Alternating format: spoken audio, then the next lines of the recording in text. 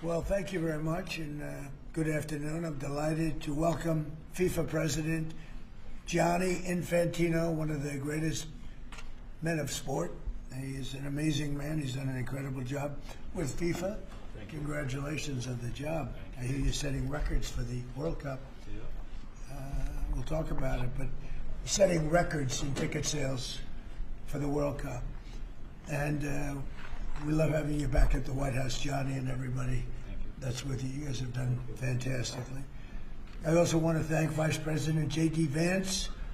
J.D., wherever you may be. Where's J.D.? Is there something? Oh, he's coming right over. Marco Rubio was doing a fantastic job, and Secretary Christine Ohm was doing a fantastic job, as well as Representative Darren LaHood. Thank you all very much. Hi, Darren. This past summer, the United States hosted the 2025 FIFA Club World Cup, and it was great. I actually went to a match, and it was amazing. It was a big success, too, wasn't it? It was sort of like a preview of what's to come. And now we're getting ready for an even bigger event next year as we host the official 2026 FIFA World Cup. That's the big one. The World Cup tournament. This will be a once-in-a-lifetime opportunity, even for our country, because frankly, this goes to countries, everybody wants it. I guess it's going all over the world. Do you know who's getting it the next time around? Who's getting it? Has that been selected? The next one will be Morocco, Spain, and Portugal. That's good. With 3 matches at the beginning in South America, Argentina, Uruguay, and Paraguay. And the one after will be Saudi Arabia in 2030. Wow, that's great. Yeah. Wow, that's great. Well, we have the king coming, Crown Prince is coming tomorrow. This will be a once-in-a-lifetime opportunity to showcase the greatness of America and world-class athletic competition as we celebrate our nation's 250th year. The World Cup will also be an incredibly significant economic opportunity for countless American workers and businesses. It's expected to drive more than $30 billion, Johnny. I don't know about that. That sounds like a lot of money. No, it's true. Are you sure? 100%. How much does the country get out of that? 30 billion. 20%? No, do we get like a percentage of the gross or anything? That's for negotiation. That's right. And it's going to create nearly 200,000 jobs for America. Since the creation of the White House FIFA Task Force earlier this year, Secretary Rubio's team at the State Department has worked tirelessly with the Department of Homeland Security to ensure that soccer fans from all around the world are properly vetted and able to come to the United States next summer easily. Before I took office, it would often take a year to get a travel visa, but because of the administration's hard work, now in more than 80% of the world, think of that, the wait time for a visa is 60 days or less.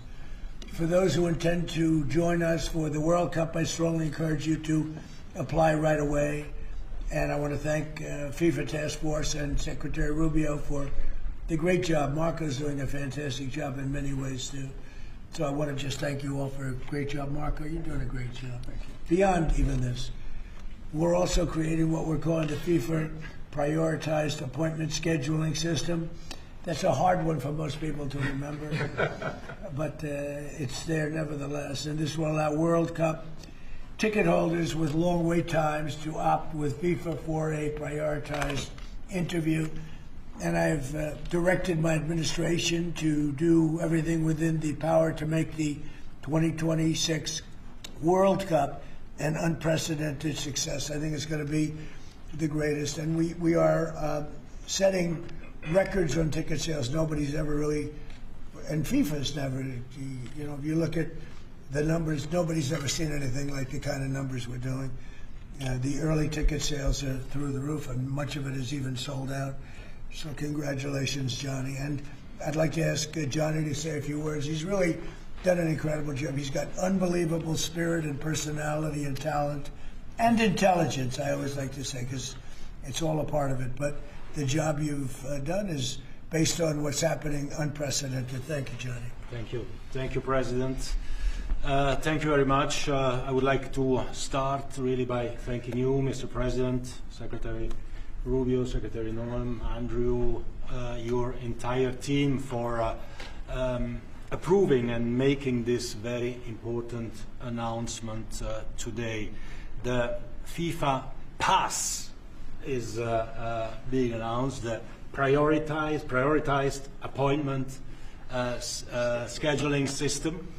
That's the way people will remember it. So if you have a ticket for the World Cup, you can have a prioritized appointment to get your visa, because we said it the very first time we met, Mr. President, America welcomes the world. America will welcome the world here next year. We will have between 6 and 7 million tickets sold for the matches. We will have between 5 and 10 million people coming to America from all over the world to enjoy the World Cup. And with this FIFA Pass, we can make sure that those who buy a ticket that are legitimate football fans or soccer fans, they can come and attend the World Cup in the best conditions, starting from getting their visa and then coming, of course, in the country to enjoy.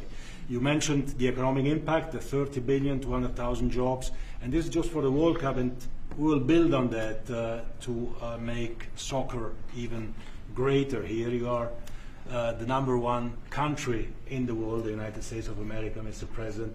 You have to be the #1 country as well in the #1 sport in the world.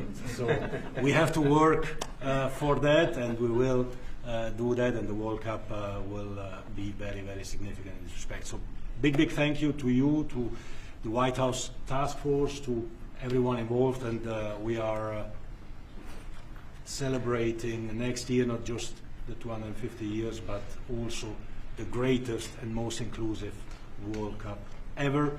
We'll have 6 billion people watching. We have the draw coming up on the 5th of December here at the Kennedy Center in Washington, D.C. 1 billion people watching the draw to find out who plays whom and where. We have 32 teams already qualified.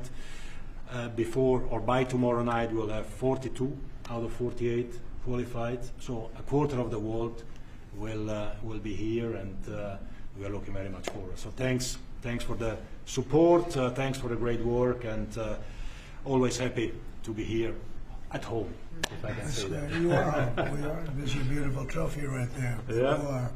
And a big part of it, too. Marco, would you say a few words? Yeah, thank you, Mr. President.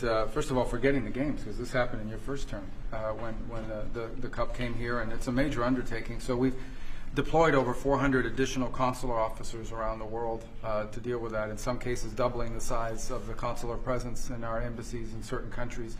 And the good news now is that in about 80% of the world you can get an appointment within 60 days. It used to take, half a year or longer, and now sometimes it took, now you can get in less than 2 months, where in places it took over a year. In places, for example, like Brazil and Argentina, it took over a year to get an appointment. Now you can get in less than 2 months. So our advice to everybody is, if you have a ticket for any of the games, you need to apply if you haven't done so as soon as possible. Don't wait till the last minute.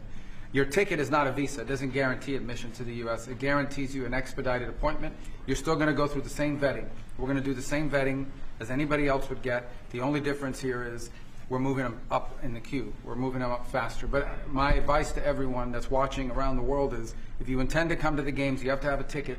You need to apply. Apply as soon as possible. You're going to get your interview within 6 to 8 weeks, and move forward from there. Don't wait till the last minute to do it. Thank you. Mr. Congressman, would you like to say something? Well, first of all, Mr. President, none of this would have happened without your leadership securing this during your first term. I tell my colleagues all the time, this will be the largest sporting event in the history of the world. We expand from 32 to 48 teams for the first time ever. We're doing it with Mexico and Canada, but obviously the 11 host cities will be here in the United States, and it's going to have a $30 billion impact economically in this country. And so it has been a team effort by everybody, but I also want to thank President Infantino and obviously you, Mr. President, and your entire team, Andrew and Nick and everybody. It is going to be an unbelievable sporting event next summer. It's going to be great. It's going to be great. Andrew, would you like to say something? Sure. I think we'll have somebody much more important. it's much more important. And honestly, without her work, without Secretary of State Rubio's work in the State Department, this would not happen. And without your leadership and your vision, this would not have happened. I think 2 key points. One, the Secretary of State already highlighted. This is a welcoming message to the world without going around the safety and security procedures. It's so key to make sure that this World Cup is safe and secure, and the White House task force is working every day to make sure that's the case. And also, as Congressman LaHood said, the economic benefits for American businesses, both small and large, from a $30 billion event like this. So really, thanks to all the White House task force members, from Secretary Rubio to Secretary Noem, to notice of funding opportunities that went out to the cities and states last month were really key from the safety and security perspective, to Deputy Chief of Staff Luna, who is integral in this whole process, to the White House task force members that are standing in the back of the room today and that couldn't be here. Without your hard work, this would not have happened, and I really can't thank you enough for really the best team I've ever been a part of. And also to FIFA, to the President Gianni Infantino, my good friend Carlos Cordiero. Your desire to make this World Cup the best yet, it's contagious. Every single day I come in and think, what can we do to make this even better? And Mr. President, your vision more than anything. I think it takes a unique visionary to be able to go and see a sporting event and realize that this can be one of the greatest cultural events in world history. And I think there are very few people, aside from the 45th and 47th President of the United States, Donald J. Trump, that can do that undertaking. So thank you. Thank you very much. Christy? Mr. President, thank you for Andrew. Thank you for making him the head of our FIFA task force. He's fantastic. And Nick has been a rock star in facilitating all of our meetings, getting everybody together, and making sure that we're prepared to host this event. And it's going to be the world's largest sporting event ever hosted, and it's happening under your leadership. So every department has been working, but the Department of Homeland Security is working on making sure people can travel here safely. They know that they're welcome to the United States, that each of these events will be cooperative events with our cities to make sure that security needs are met. We put out over $600 million worth of grants to the 11 host cities that they'll have the advantage to partner on technologies and screening technologies, drone technology, counter UAS as well will be implemented. So we'll be prepared to host it safely, but also with Marco's leadership at the State Department, making sure that people that come in on these tourist visas are coming in thoroughly vetted, just like anyone who would travel here, and they would come and enjoy our country, and then they would go home and go home in a timely manner. So we're excited about that, and we're excited to partner with you, Mr. President, on creating memories for people around the world that will make them not just fall in love with the United States, but also fall in love with the sport of soccer. Thank you. How many games are there, Johnny, total? Total 104 games, meaning 104 Super Bowls in 1 month. This is the magnitude of the event. You know, when you think It is. It's incredible. it's, Super it's going to Bowls in be 1 month. the biggest sporting event we've ever had. It's like having 104, or even if you cut it in half, 50, 60 Super Bowls, right? That's okay too. In Any 1 month. questions? Mr. President, can you just take us through this FIFA Pass idea that you guys are talking about here? How exactly is it going to work for ticket holders to this big event that the United States is hosting? I'll let my guys do that because they can do it much better. And either one of you two, Nick, would you like to talk about it? Sure. Well, Mr. President, without your leadership, this would not happen. And we came in 10 months. We have a system that's going to welcome the world. The greatest host in the history of the world is going to host the world here. Basically, this system allows folks with a FIFA ticket purchased through FIFA to go through the FIFA portal that is then going to get prioritized with the State Department, so that those appointments are going to be had before existing appointments, so that people, when they buy tickets, they have confidence that they're going to be able to come to the games and spend their money and travel this country and do all the things that they want to do and enjoy the game. So it's an incredible vision that the President executed here. Within 10 months, we started with really not that much. And so this whole team here, with the President's guidance, has made this possible. It's going to be the greatest games in the history of the world. Okay, do you have that? Yes, Yes. Not too complicated. Daniel, please. Daniel? Mr. President, yep. You were talking about the economic impact of this. Billions and billions of dollars. This builds on the framework and the groundwork that you've built already up for a major year in 2026. Deregulation, energy independence, tax cuts, historic amounts of private sector investments. What do you envision for the 2026 economy when this event comes to town next year, too, on top of everything else? Yeah, it's just a huge economic boon to this. You know, we had a little shutdown that was caused by the Democrats, and this will make up for it many times over, so that's good. But I think it's the importance of the event all over the world. The world is watching, and it really is. It's like having, you know, many Super Bowls, actually. Each game is almost a Super Bowl. Some of them are, I guess you could say, bigger than Super Bowls. I guess when you get to the finals, it's of that level or more. Much more. Worldwide, I think it's got to be more. So that's great. You know, when Johnny and I made the deal, I never thought I was going to be president because I was supposed to be retired by that time, and I got a little lucky. So I'm very honored to have it. And we have the Olympics coming too. That'll be great.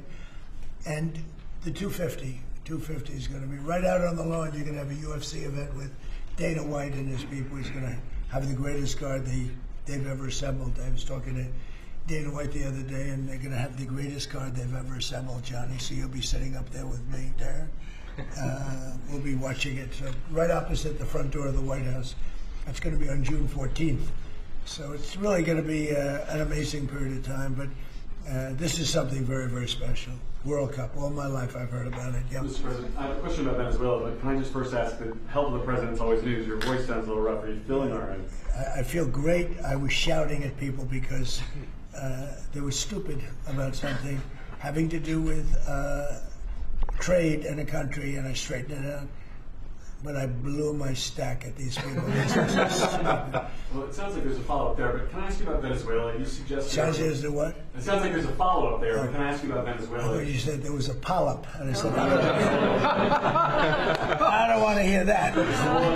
Okay. You suggested you've made a decision about what you want to do next about Venezuela. I understand you don't want to tip your hand, but is there anything you're ready to rule out at this point? Are you ruling out U.S. troops on the ground? No, I don't rule out that. I don't rule out anything. We just have to take care of Venezuela. They dumped hundreds of thousands of people into our country from prisons. Nobody knows better than this young lady right here. She's done an incredible job with Tom Homan and all of your people.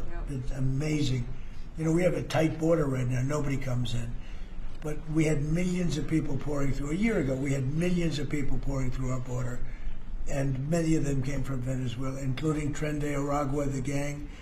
And I guess what I'm hearing, Christy, is that's as bad a gang as there is anywhere in the world. It's the worst. Absolutely, sir. Absolutely, they are the worst.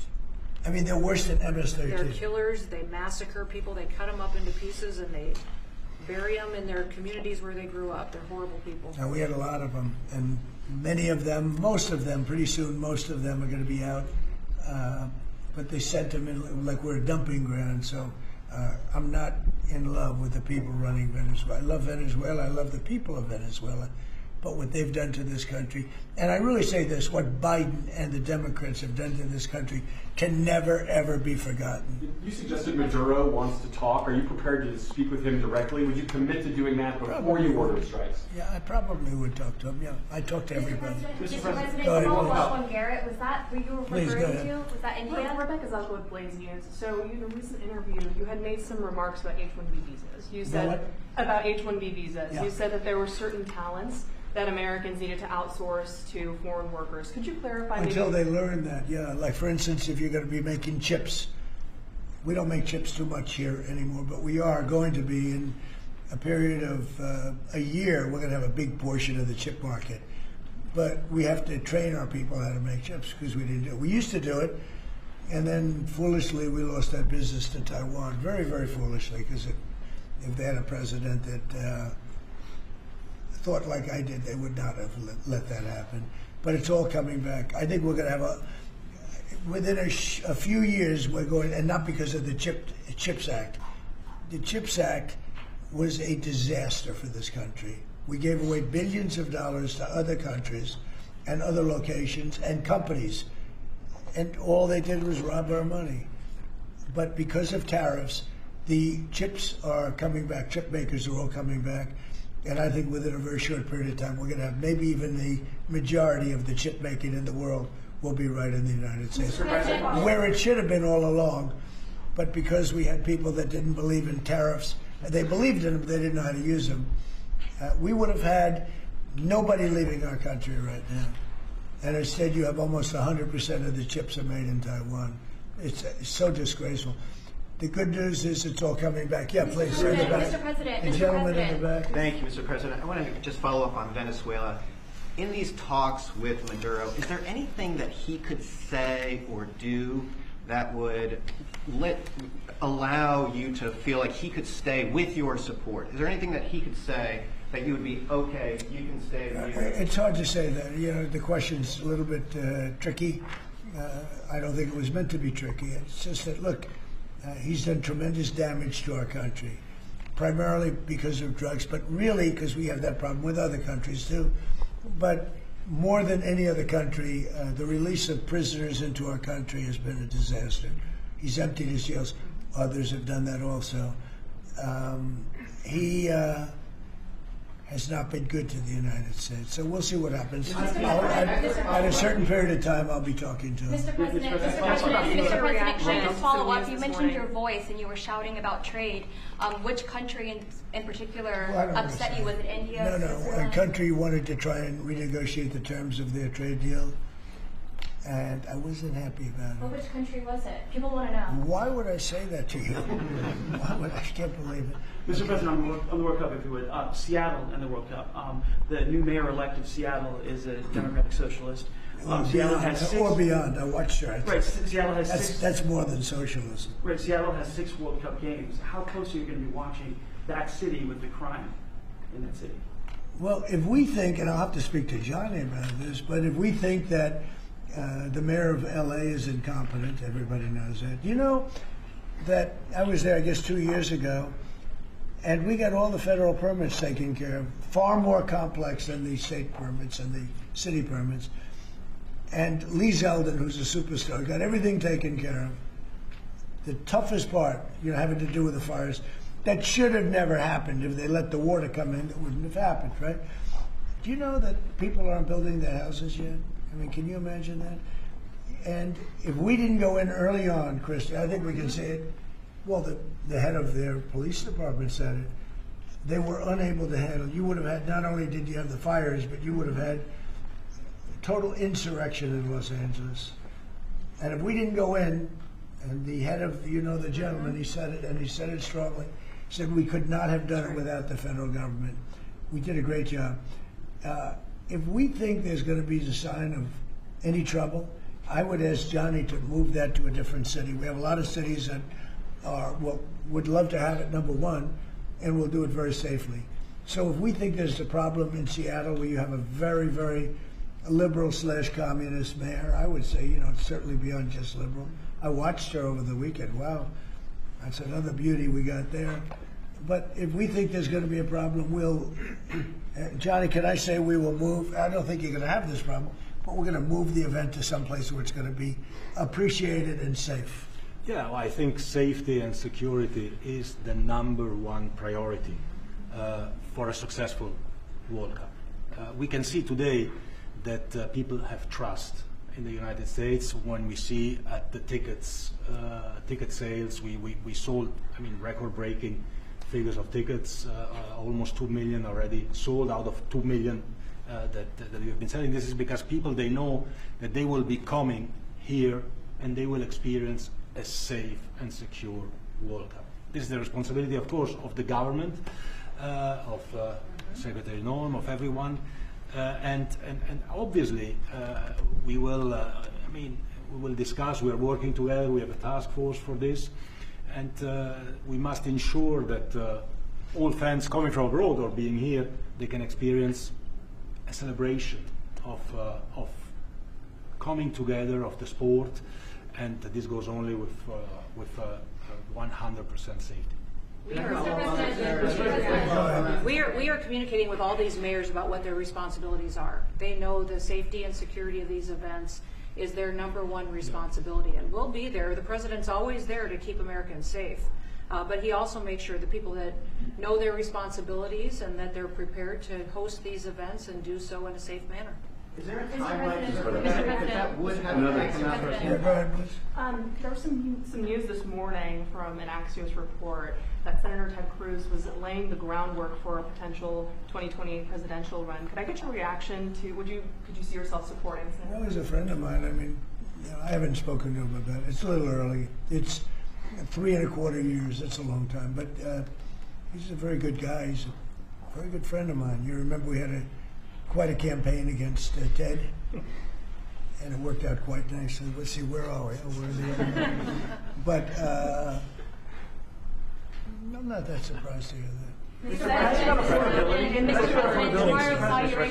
President, on the tariff exemptions, you had some recently on a variety of different goods. I'm wondering, are you ruling out going forward no more exemptions on products? You were mentioning a disagreement you had earlier. So I'm wondering we've taken in hundreds of billions of dollars in tariff money. We're going to be issuing dividends later on, somewhere prior to, probably in the middle of next year, a little bit later than that, of thousands of dollars for individuals of moderate income, middle income. We're going to pay down debt. We have a lot of money from tariffs. If we didn't have tariffs, this nation would be in serious trouble. And we've taken in tremendous amounts of money. And you know what's more important than that? We've protected our businesses from being raided like we did with the chip business. Now we're bringing them all back. But we had 100% of the chip industry, and then they left. They went mostly to Taiwan and South Korea, but mostly Taiwan. And they have almost 100%.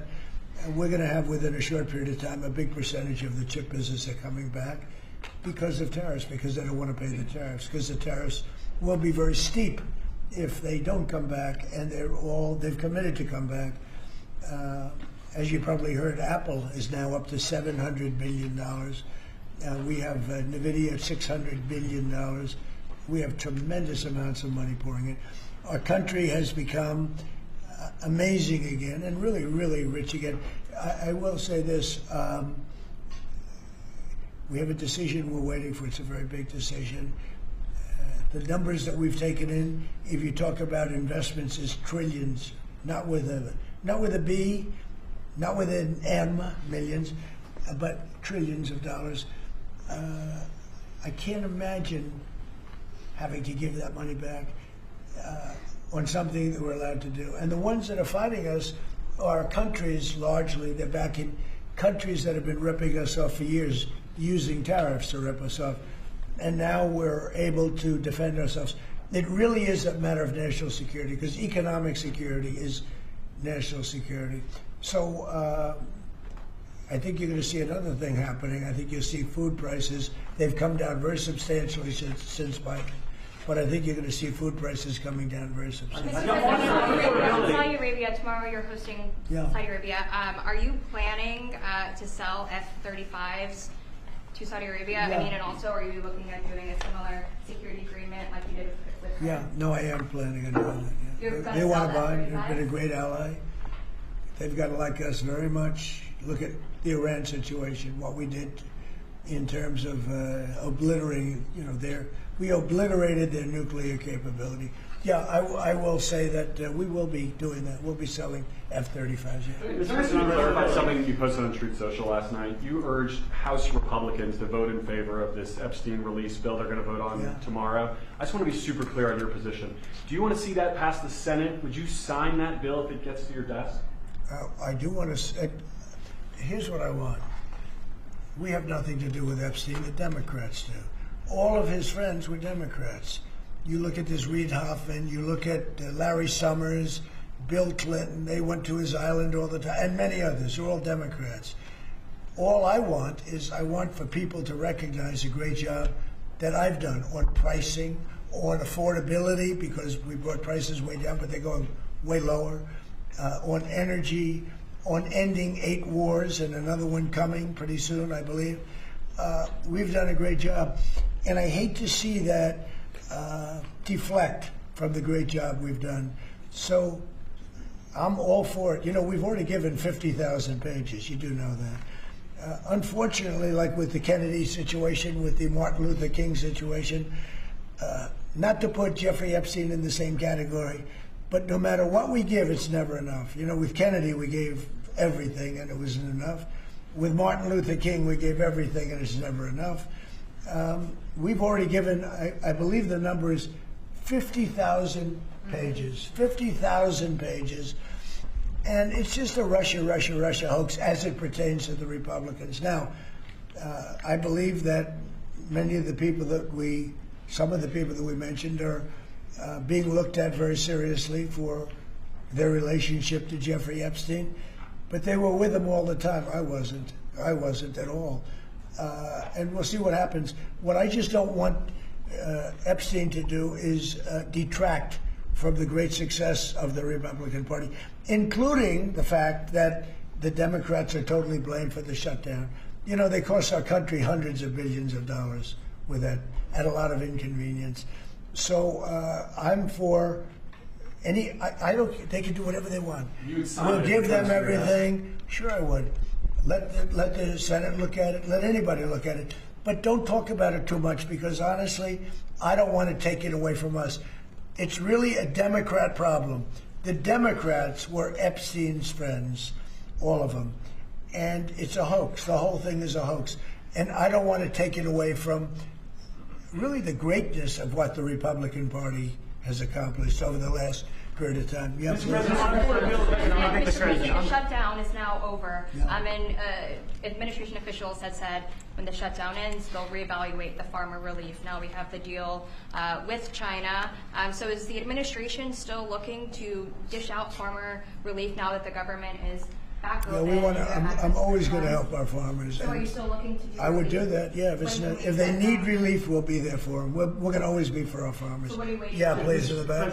Mr. President, just speaking of the economic impacts of FIFA and possibly moving to another city, some games if you feel there's crime, is there like a timeline that you would do that? Because these cities, there's sponsorships, there's economic impacts for these communities. Sure. Is there? Well, you know, the governors are going to have to behave. The mayors are going to have to behave. You know, in the case of California, you have a problem.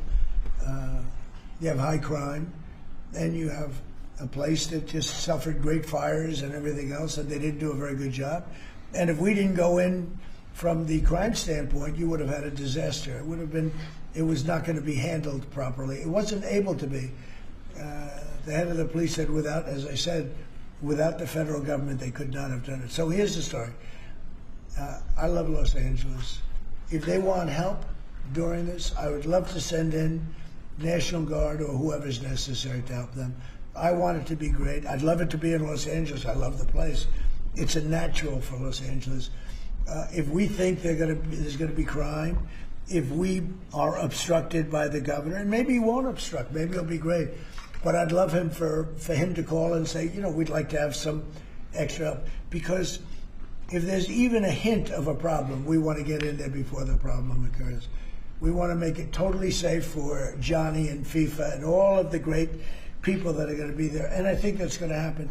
I would be honored to help California if they're going to have a problem, and if they think they're going to have a problem, they should say so. We can be in there in 24 hours notice and do a great job. But does that year, by the end of the year, by the end of the first quarter? Well, I think this: if they would tell us now, they're not going to have a problem, because if we go in, they don't have a problem. Look at D.C. There's no crime in D.C. anymore. And D.C. was a mess. If they want us to go in, I'd like them to tell us right now. But if we go in, there will be no problem. There will be no crime. What's the message then to like local businesses who are considering sponsoring? Tell your governor to ask for federal help. We'd love to help them. And also potentially launching strikes in Mexico, or putting American troops or American personnel into Mexico to deal with the cartels. Would I launch strikes in Mexico to stop drugs? It's okay with me. Whatever we have to do to stop drugs. Mexico is, look, I looked at Mexico City over the weekend. There's some big problems over there. If we had to, would we do there what we've done to the waterways? You know, there's almost no drugs coming in through our waterways anymore. Isn't it down like 85%? It is, sir. I don't know who the 15% would be. It wouldn't be you. No, that's for sure. No, I think it's been... Tons and tons of you would say drugs. that's a big signal. Absolutely. We have almost no drugs coming into our country by the sea, by, you know, the waterways. And you know why, okay? I mean, it's pretty obvious. Would I do that on the land cars? I would absolutely. Look, every boat we knock out, we save 25,000 American lives. Not to mention the destruction of families. These families are decimated forever. The mother, the father, the children, they never recover really from it. You know, when you lose somebody, like the way they live. If you lose them, but the way they die is horrible. So when we knock out a boat and we save 25,000 lives, that's great. Now, do I feel the same way about the the corridors that they use. We know every one of them. We have every one of those corridors under major surveillance. We have nobody coming in through our southern border. But we know exactly how they get their things here, how they get the drugs here, fentanyl, cocaine. Colombia has cocaine factories where they make cocaine. Would I knock out those factories? I would be proud to do it personally. I didn't say I'm doing it, but I would be proud to do it because we're going to save millions of lives by doing it. Would you only do it with Mexico's permission, though? I wouldn't answer that question. I've been speaking to Mexico. They know how I stand. We're losing hundreds of thousands of people to drugs. So now we've stopped the waterways, but we know every route. We know every route. We know the addresses of every drug lord. We know their address. We know their front door. We know everything about every one of them. They're killing our people. That's like a war. Would I do it? I'd be proud to. I'd probably go into Congress and say, hey, and you know what? The Democrats and the Republicans would both agree, unless they're crazy. And they are a little crazy on the Democrat side. But we have lost hundreds of thousands of people a year, death. And that's not talking about family destruction, that's talking about that. And much of it comes through Mexico. So let me just put it this way. I am not happy with Mexico, okay? Thank you very much, everybody. Thank you, Press. Thank you, Press. Thank you. Thanks, Thank you, guys.